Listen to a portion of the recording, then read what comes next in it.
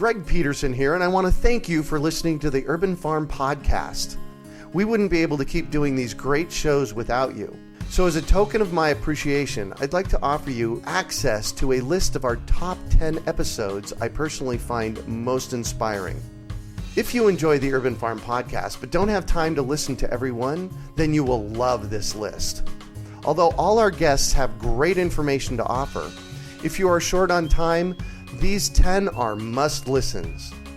To get access to the top 10 most inspiring podcast episodes, text FARMER to 44222.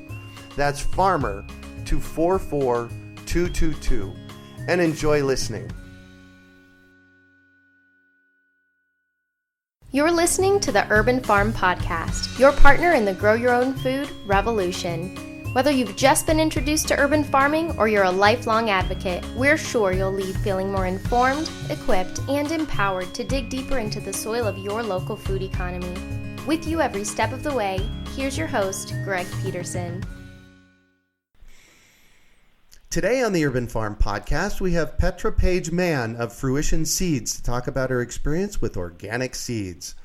Raised in the Finger Lakes of New York, Petra spent over a decade traveling the world studying agriculture before returning to her home to start her own farm, Fruition Seeds, in 2012. She has worked for one of the smallest seed companies in the world and also one of the largest. She passionately grows, breeds, saves, shares, and eats the seeds of certified organic, regionally adapted vegetables, flowers, and herbs.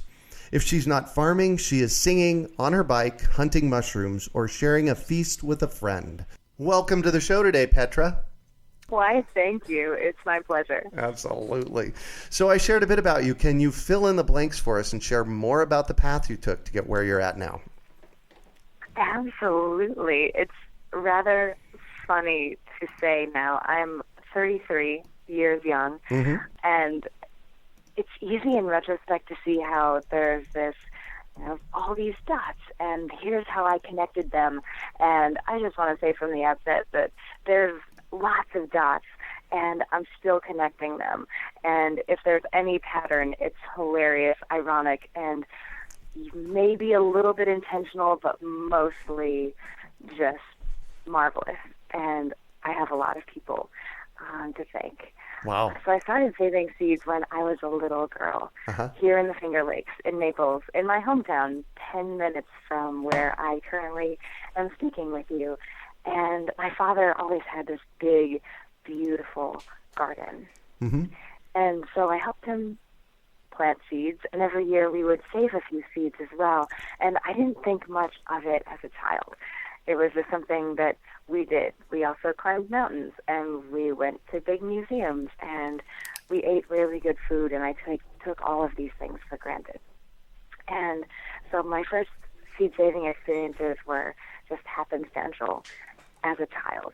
And in high school, I knew very clearly that I was not going to college anytime soon. And I was really ready to get out in the world, and the more wild, the better. So I started initially right out of high school working for places like the Adirondack Mountain Club and the Colorado 14ers Initiative, and building amazing trails in amazing wilderness, and, especially ironic, just up above tree line, 16,000 feet up in the Colorado Rockies, in the most exquisite wilderness I've ever been in. And we're eating Ritz crackers and processed cheese that isn't going to mold in the months that it's not being refrigerated in my presence. Right. And all of this hyper-industrialized food in the most wild, beautiful places. And so my little 18-year-old self was like, I don't know if this is a great fit. Not quite right. So that's when I realized that agriculture was actually this pretty profound intersection of all of these passions that I have. It gets me outside and listening to the birds and exploring all of the incredible flora and fauna of our ecosystems on a macro level and on a micro level. And I'm eating the best food on the planet. And I get to connect with other people that are valuable in my personal life and in my ecosystem, in my economy. Like, whoa, agriculture, let's talk. So I started working for lots of really small-scale, super diverse, certified organic farms, and really loved it. And just because I had always sowed seeds and saved seeds simultaneously, the first 2 years, 3 years farming, even though seed saving wasn't at all a part of the larger mission of the farms I was on, I saved seeds because I didn't know what else to do, and that was a darn delicious tomato. Yeah. So let's save those seeds. And after 3 years of living in different beautiful places around the country and around the world, farming in a very diverse, learning about bees and weaving baskets and growing strawberries and vegetables and how to milk cows and make amazing yogurt and how to butcher chickens. I was like, oh, it all kind of comes down to seeds for me.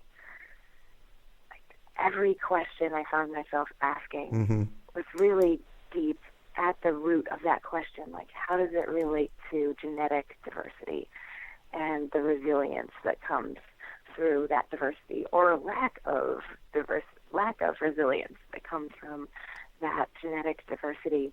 And so I started working for Don Tipping, Seven Seeds Farm. Oh, yeah. And now Siskiyou Seeds, who perhaps you know from Bill and Bell's, the seed schools. Oh, yes. This amazing character, absolute watershed human being. Yeah. And so it was a privilege to spend some seasons on his farm and surrounded by his not only seed-saving knowledge and wisdom, but his interest in permaculture, his interest in just biodynamics, and just being a really creative, resilient, and super fun person. So he was really this midwife of bringing my seed passion to full fruition. And so, yeah, I threw in the towel on milking goats and doing just about anything else, which is not exactly true. But I was really focusing all of my energy on seeds.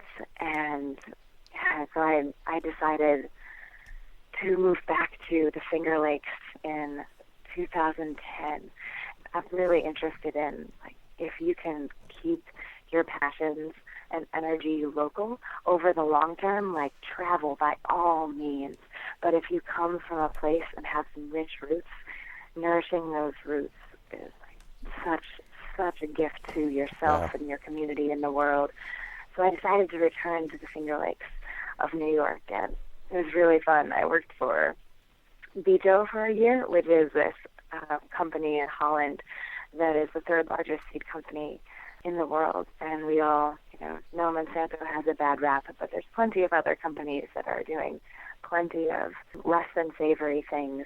And Bijo has a really nice multiplicity of, they have lots of levels of being engaged in the seed world. But they have, their East Coast headquarters are a half hour from us here in Naples. So I spent a season with them managing their trials.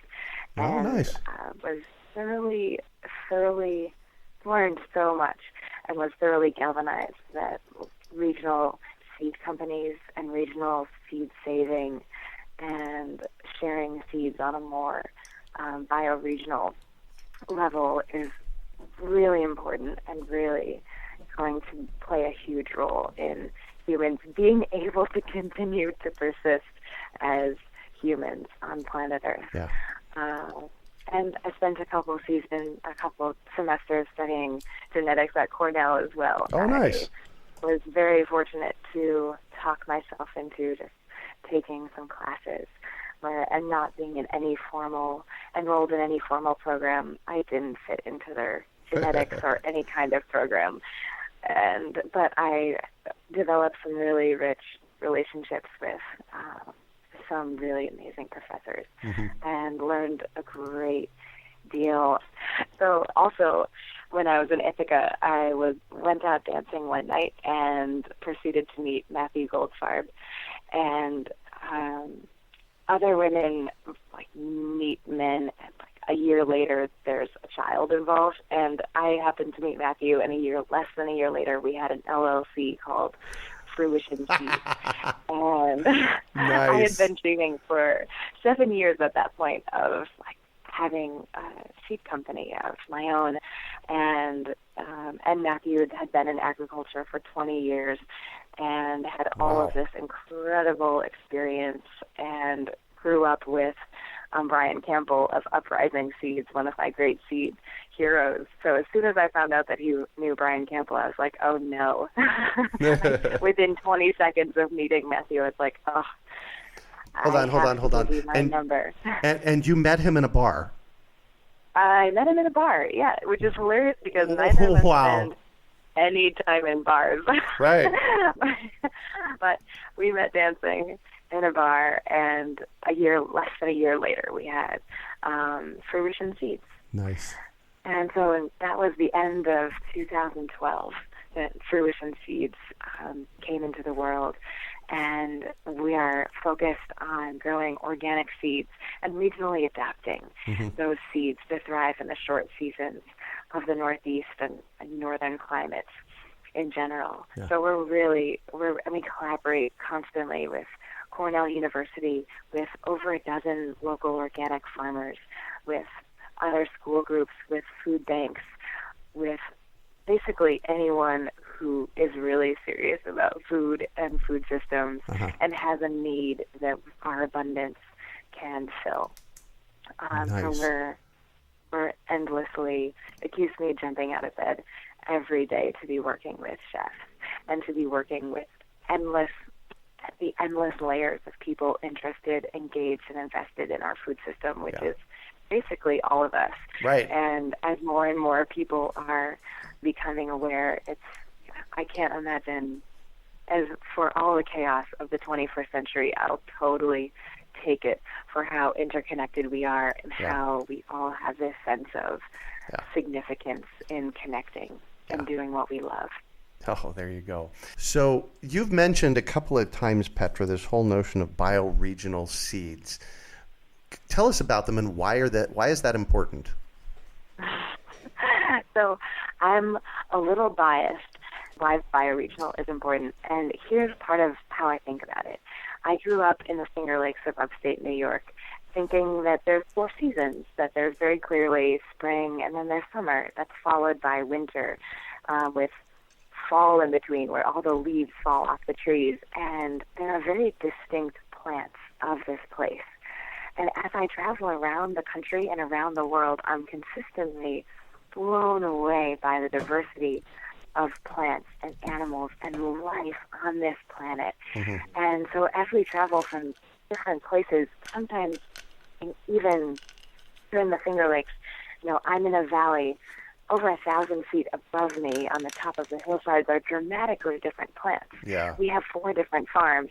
Each of our farms have totally different soils, have totally different microclimates, to say nothing of what is in northern New York or at my father's house in Kentucky or my mother's house in Utah.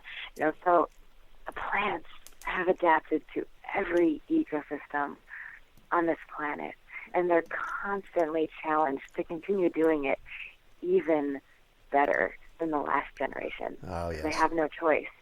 And if human beings are going to continue to persist on this planet, it's going to be because we can surround ourselves with the plants that can do the same.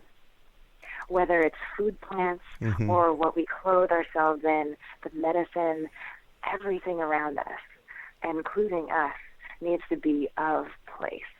And we have all of these fascinating buffers in our lives now in the 21st century, mostly having to do with petroleum, that allow us to think that, it's January and there are 3 feet of snow on the ground, and wow, I can get vine-ripened tomatoes at the grocery store. Right. And it's amazing, and I'm so grateful, and I'm so grateful to jump out of bed every day and act as if I live on a finite planet, and that this ecosystem immediately surrounding me is only resilient has the genetic diversity that is the backbone of its resilience. And so I save seeds as if my life depended on it, and as if our bioregion has its limitations and its assets. And so our disease resistances, what we're selecting for in terms of disease resistance here in the Northeast, is fundamentally different than the disease resistance my father needs in Kentucky, and totally different from our friends in the Pacific Northwest and you guys in the Southwest. Yeah. And to say nothing else of where most other seeds people are growing. And the vast majority of the seeds on this planet, seeds have gone from a commons in the last 10,000 years to a commodity in the last century. And as a commodity, any industrial process follows the path of least resistance. And one of the things that looks like in the seed industry is the vast majority of seeds grown and sown on this planet are saved in very arid, very warm climates that are very conducive for seed production on a massive industrial scale. So that's great for people that live in Central California. Right.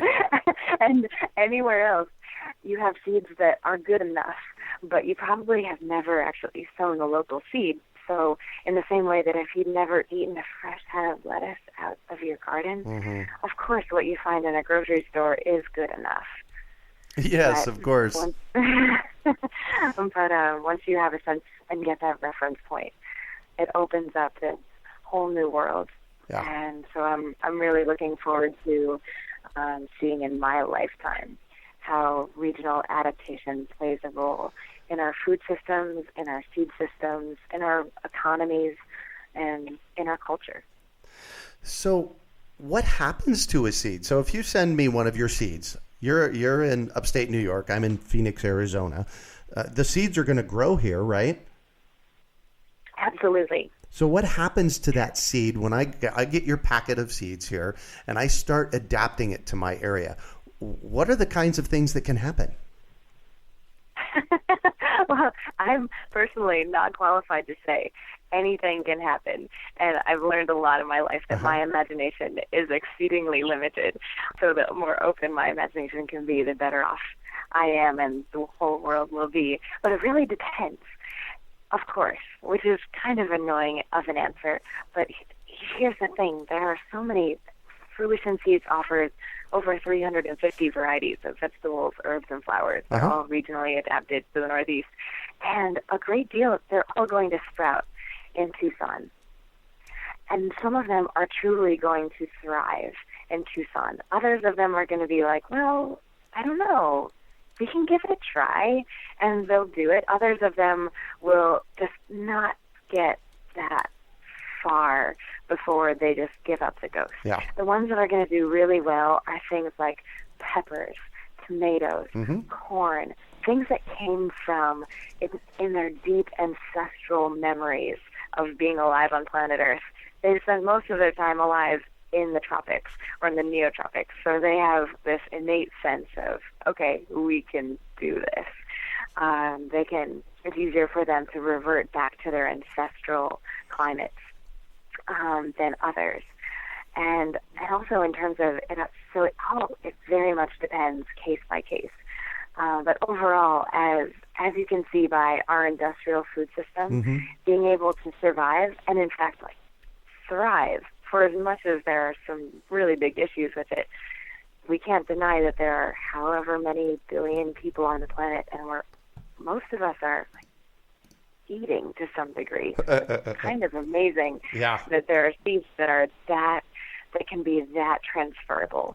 And I think of it similarly to people, where you can take a person, and just about any person, put them in a different ecosystem and a different culture, and most of us will figure out how to thrive. Right. Yeah. And it might not be our first choice, but I'd love to send you some seeds, and you can tell me exactly how to do. Yeah, perfect. Well, I'll take them. So I've got some actual seed education questions for you, because there always needs to be more clarity around, say, GMOs. What's the story of GMO seeds?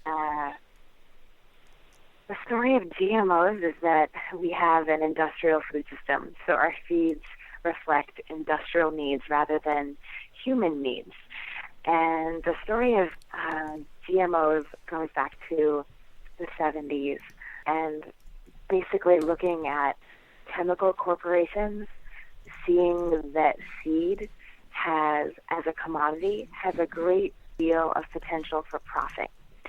So you see companies like Monsanto. I love, a number of years ago, I was in a thrift store and saw this Better Home and Gardens magazine from 1958, and I picked it up, flipping through it, and I saw this great big full-page centerfold advertisement for Monsanto. Mm-hmm. And they were like, "We're everywhere, taking care of you." Amazing advertisement. And so you see this 1950s housewife in her dainty little skirt and in her high heels, and she's cleaning her kitchen, and everything is sparkling, and there are all these little bubbles. It's like, we're in your ceiling, we're in the linoleum on your floor, we're in your counters, we're in your cleaners, and we're feeding your houseplants. And there's like all of these perfect geraniums outside on her windowsill, and they're taking care of us. But nothing about seeds or plants. This was before Monsanto was just a chemical corporation. Yeah. It was a seed. It didn't buy out all the hundreds of seed companies that it merged with at that point. And so as these chemical corporations and Dow and Bayer, like there are all these other, it's a pretty traditional thread for chemical companies to have bought up seed companies. So all these chemical companies are buying up seeds, and they're like, how can we do what we do even better? Mm-hmm. How about we grow seeds with chemicals? And the great chemical of the last few decades, of course, glyphosate, Roundup. Oh, yes. Pretty freaking brilliant. Who wants to deal with weeds? Spray it, and you have no weeds. Yeah. And what happens when you have hundreds, if not thousands of acres of a crop, and the crop will grow, but the weeds won't grow? Mm-hmm. That is a business plan. So you can basically look at GMOs as this brilliant idea of the chemical corporations that bought seed corporations and brought the two together in a brilliant way, and they're inserting genes from other species into our agricultural crops and conferring incredible resistance that is actually the most, it's like, have you ever played Jenga where you're taking out the pegs and then putting them on top and then keep going, and then you don't even know how it's standing. Everything is so vertical. And that is, think of that as a GMO. And so literally there's horizontal resistance versus horizontal resistance. And vertical, you're just stacking you're hedging all of your bets on that single genome. And that is GMOs. Yeah. That is like, there's just that one single gene that everything is in the balance of. And so, thank goodness life evolves. So in the meantime, all of these insects and all of these fungal and bacterial diseases, and in fact these weeds themselves are evolving past the resistance to Bt, the resistance to Roundup. And so it's this incredible, I think of it as this wheel that the rat is constantly spinning on, and the faster the rat runs, the faster the wheel has to spin. And so we're just asking the wrong questions over and over and faster and faster. And I mean, and there's 1,000 other things that I could say about GMOs, but it's important to realize that there's no potential for a GMO to thrive in a system that is actually based on ecology and actually based on a planet changing and evolving. Yeah. They are by nature so static and we'll never win. And they cost millions of dollars to create. If we were able to invest all of those resources into classical plant breeding and creating that horizontal resistance, we would live in a really different world. Let me count the ways. Well, of course, I'd love to share more, but let's go to the other side of that coin and talk about heirloom seeds. What are they? And Awesome. Yeah, so here's the way that I think about it. I think of seeds in general as books, and genetics in general as language. And it's really amazing that we have books from when Gutenberg was, first creating books 500-600 years ago. And how wonderful that we've been writing books ever since. And it's really amazing and super important that we continue to write books today. And so think of heirloom varieties of seeds as books that are simply over 50 years old. And so they initially, every single variety of anything was a brand new introduction at some point. And no one had ever heard of it. No one had ever tasted it. But someone said, hey, look at what I've got, whether it was intentional or not intentional. And they shared it, and they shared those seeds. And then other people saved and shared those seeds. And generally, heirlooms also have a cultural story along with them, because genetics has been bioregional for 10,000 years until a century ago. So by nature, a lot of our heirlooms have these really rich cultural stories that go along with the place they've been saved for generations. But the technical definition of an heirloom is simply a variety of seed whose seed can be saved, an open-pollinated variety that has been saved for 50 years or more. So I like to say that I save heirloom seeds, and I'm also developing new varieties that will be, heirlooms for my great-grandchildren. There you go. So you use the word open-pollinated. Can you tell us what that is? Yeah, so think of a whole field of sunflowers, and all of those sunflowers are crossing. Their pollen is being shed, and all of the other parts of every sunflower is receiving pollen from every other sunflower, and there's wind involved, there's insects involved, and when you save those seeds of those sunflowers, they will look more or less just like their parent sunflowers. Right. And so but if you have lots of different kinds of sunflowers all in one field, they'll all be crossing, and the children, those next seeds that you save, will look like a mixture of all of those, not exactly like their parents. So that all heirloom seeds are open-pollinated, and all seeds on the planet are open-pollinated. About 100 years ago, some very brilliant people realized that if you take two open-pollinated lines and select them very strongly for certain characteristics and then cross them, that first generation cross, your F1 hybrid, will have totally unique characteristics unto itself, separate from what its parents look like, and that they'll be incredibly uniform if you did your job of selecting your parents good enough. And so it's a pretty brilliant, a totally brilliant and totally natural biological strategy. And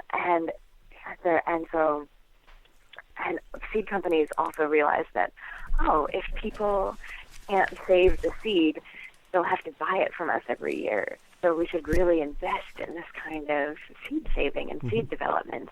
And the thing is, you can save seeds in F1 hybrids. They just don't look true to type.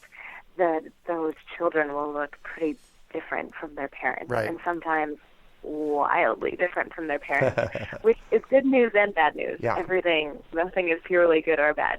The bad news is if you're actually hoping to save seed that's exactly like the parents, you're really out of luck. And the great news is if you're a plant breeder and want to play and come up with brand new varieties that the world has never seen, you have a playground. I was going to say, you're really in luck, right?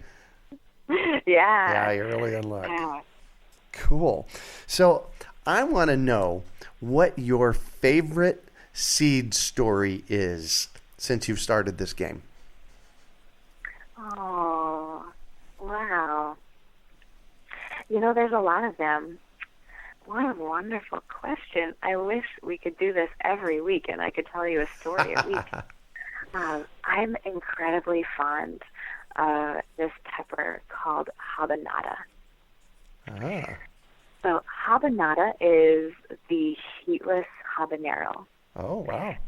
Which some people say, heatless habanero, what is the point? Uh-huh. And I wish I had one in my pocket so that I could feed one to everybody that I meet, and certainly everyone that asks me that question, and they would instantly understand. And anyone that loves chilies understands, like, there's all this incredible flavor, all this incredible flavor to chilies beyond the heat. But often, so many of us, and in fact, I'm very sensitive to heat, and at different points I've had less sensitivity, so I've been able to explore more and taste more. And I love that, like, there's all this rich flavor and depth, this complexity. It's often, sometimes it's rich and tropical fruit, sometimes it's raisin, and sometimes it's like sherry or port. And there's all this amazing flavor in a chili pepper that isn't just searing heat. And so the habanero has all of these incredibly tropical, sweet flavor, like pineapples and tangerines, all like incredible flavor. Yeah, in a pepper. Yeah, but wow. It's masked by this intense heat. And so Michael Mazurek, Cornell University, organic plant breeder, one of the most brilliant people and hilarious people and humble people on the planet, has been playing with habaneros for well over a decade. And he loves chilies, but also wanted to play if he could, like, just select for a habanero that didn't have the heat, but had all the rest of that incredible flavor. And he did it. And he's also hilarious, I mentioned, so he calls it habanada, as in like nada, zilch, zero, as in habanero, so habanada. Yeah, I got it. So this is the heatless habanero. And another piece of the story that I love about this is that it doesn't fit a typical slot that a seed company would have. And it needs to germinate like 5 degrees warmer than an average pepper needs to germinate.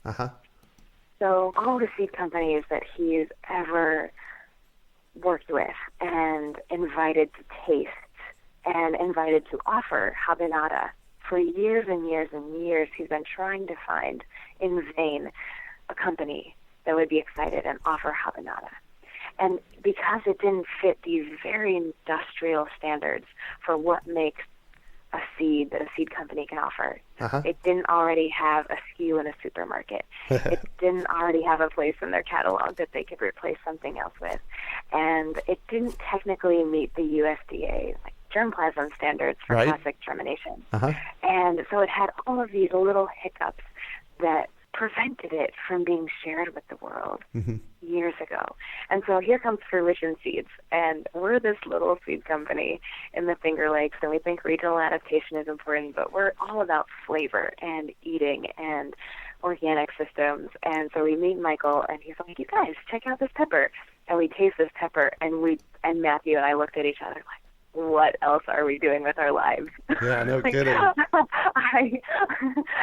We freeze so many quarts of this pepper, and we still haven't gotten to the point where we've frozen enough to satisfy as many as we'd like to eat in a Do you sell the seeds? And we do. Oh, my gosh. So Michael was like, and he told us this whole story of how, and it goes so much deeper. Like, he learned so much of what we know about peppers and the modern pepper genome. He did his PhD looking at peppers and creating habanero, and he just has this amazing. It has Habanero is this incredible poster child for classical plant breeding and how we can look at modern techniques of looking at genomes but not messing with the genome. Yeah. But no seed company was ever going to pick it up because seed companies are so antiquated. Yeah. And so here's this little, like, who's ever heard of Fruition Seeds? They're like, we don't care. We freaking love this. Nice. And what you've developed is for organic systems, and the less nutrition it gets, the more produce it creates. Like, this is insane, Michael. And so we offer the seeds and share exactly all the details that people need to know to be successful as home gardeners and as farmers, growing its seed with its liabilities that would make a large seed company cringe to offer it. And it's awesome. I mean, it was written up in Food and Wine last year, and Dan Barber, the chef at Blue Hill at Stone Barns, he just simply puts it on a plate, and it's a mind-blowing pepper. So I'd love to share other stories with you another time, but nice. Episode 1 All right, is so, Habanero, Michael Mazurek. FruitionSeeds.com. Which seed am I looking for? Because I want a packet of those. Just look up Habanero. You can look at either in the vegetables and then scroll down to pepper, or you can find the little magnifying glass, the little search bar, and type in Habanero. Habanada. Organic Habanero sweet snacking pepper. How cool is that? It's even fun to say. Go ahead. Another critical piece of knowing and loving and enjoying Habanero to the fullest is that eat the membrane, eat the seeds, eat the whole thing. It's this little pepper. It's similarly shaped to a habanero, so it's not a huge pepper. Eat the whole thing. Pop it all in your mouth. And a lot of the flavor in a pepper especially in a hot pepper, is actually in the seeds and in the membrane. And I mean, don't get me wrong, as a seed company, we take out the seeds so that we can put them in packets and share them with you. Yeah. We still keep all of the peppers, even though we're giving away those delicious seeds. But every time I indulge myself and put an entire habanero in my mouth, seeds and flesh, membrane and all. I'm so grateful. Sweet. Well, I'm going to shift on you, and I want to talk about a time you failed, how you overcame that failure, and what you might have learned from it. What a wonderful question. There are several things that immediately come to mind. The first one, actually, let me look at the calendar. Wow, the anniversary. So we have coming to Fruition Day in our lives. We have a celebration calendar, and January 24th is coming to Fruition Day. And so in January 2013, we had just started Fruition at the end of 2012. So we were just beginning the planning for our first growing season. And Fruition Seeds, right out of the gate, my passion is like local seeds and then on local regional food systems. And so I wanted to be the seed company that only offered seed that we grew. And wow, I was doing all of, which sounds like most people are like, what? Isn't that what seed companies do? And most seed companies are simply distribution companies. They're not actually growing. So it's a pretty radical thing to be a seed company that grows your own seed. And so I'm doing, crunching all these numbers and creating a crop plan and crunching even more numbers. And I burst into tears on January 24th, 2013. And I said, Matthew, there's no way we will ever make a living doing this, growing our own seed. And I'm amazingly good at making do with very little money. But there's just no way that we will be a successful seed company unless we buy in seed. And I just burst into tears. And what do we do now? And we had this amazing conversation, and about an hour later We were laughing and still crying, and we were so excited because we realized that the core value of us wanting to be a seed company that only offered our own seed was because we wanted to be transparent about where our seed came from. Yeah. And we wanted to be ethical and honest about where our seed came from. Yeah. And I hadn't, until that moment, considered that it was really black and white for me. Either we are growing all our own seed or we're just a distributor. And I clearly don't want to be a distributor, so we're growing all our own seed. And then we came to that precipice, fell off the precipice, and on our way down realized that, of course, the world isn't black and white, and there's lots of shades of gray. And if transparency and honesty and regional adaptation is our first and foremost priority, that there are actually a number of other extraordinary seed growers. Not many, but they exist here in the Northeast. Yeah. And so if we can buy seeds from these other organic seed growers in the Northeast, we'll be able to offer more variety. We'll be able to, and we'll be able to make a living selling these seeds. And in the meantime, we're actually supporting these other people who are growing organic seeds, and we're collaborating with these other people. And so it was the most hilarious hour of my life of being a 7-year dream flat on its face. Well, what do I even do now? And then an hour later, so that's why we call January 24th Coming to Fruition Day, because that's when fruition really came to fruition. And Beautiful. It's been a joy to continue to meet more and more people who are doing this extraordinary work and to do it together, because there's no way that any of us could do it alone. Yeah. And certainly I wouldn't want to. That's the important piece, the collaboration. Absolutely. So what do you consider your biggest success? Oh, that's fun. I think, to be entirely honest, that I have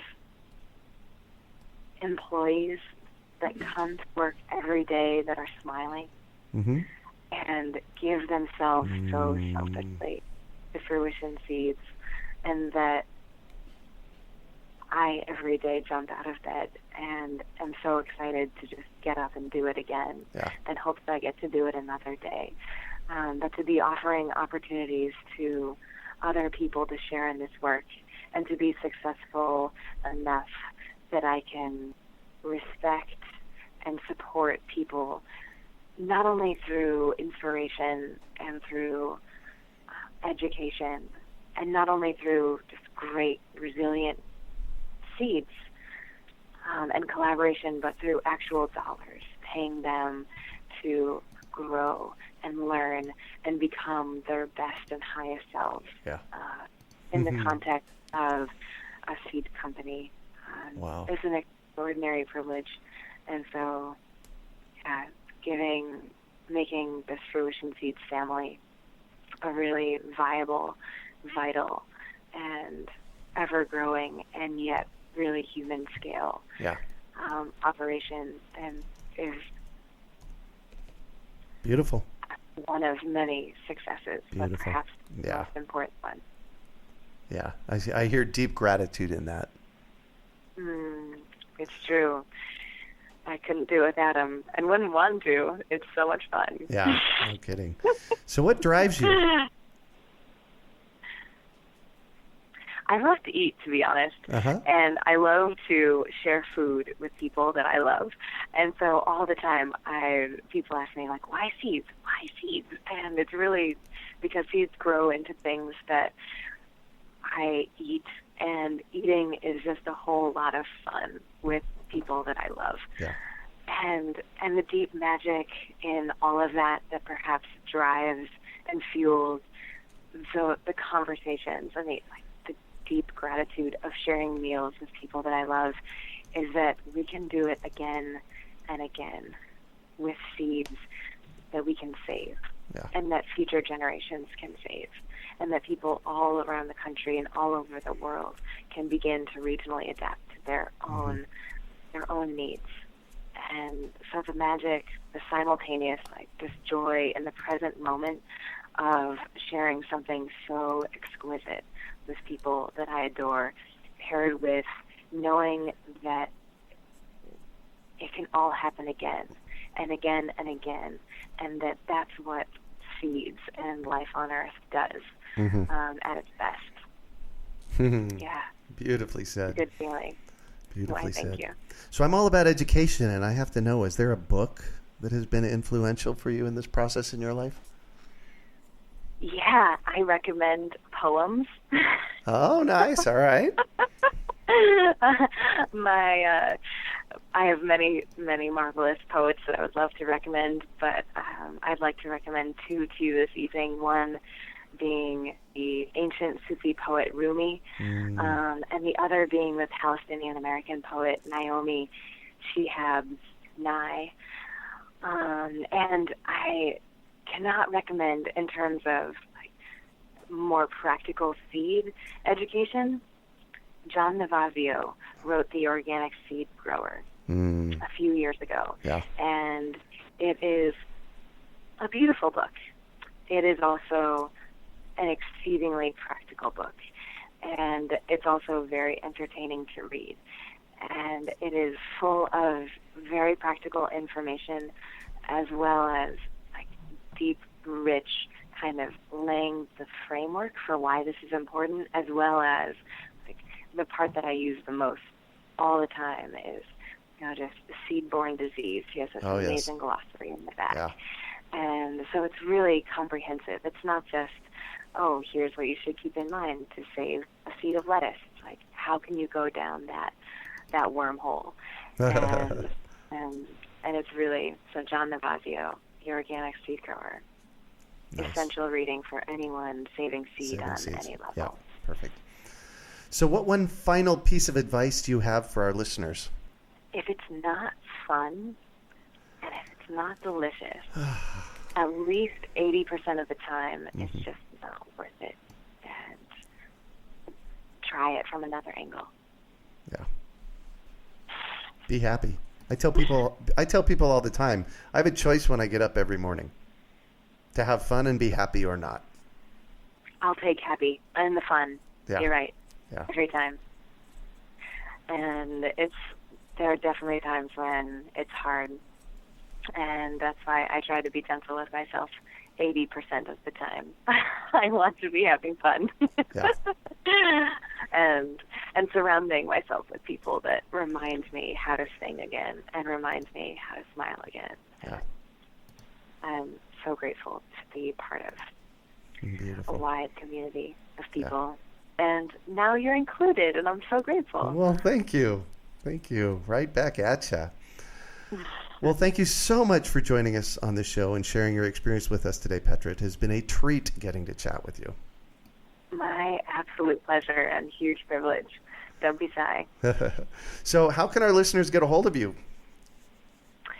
I have an email, Petra, Petra, at fruitionseeds.com.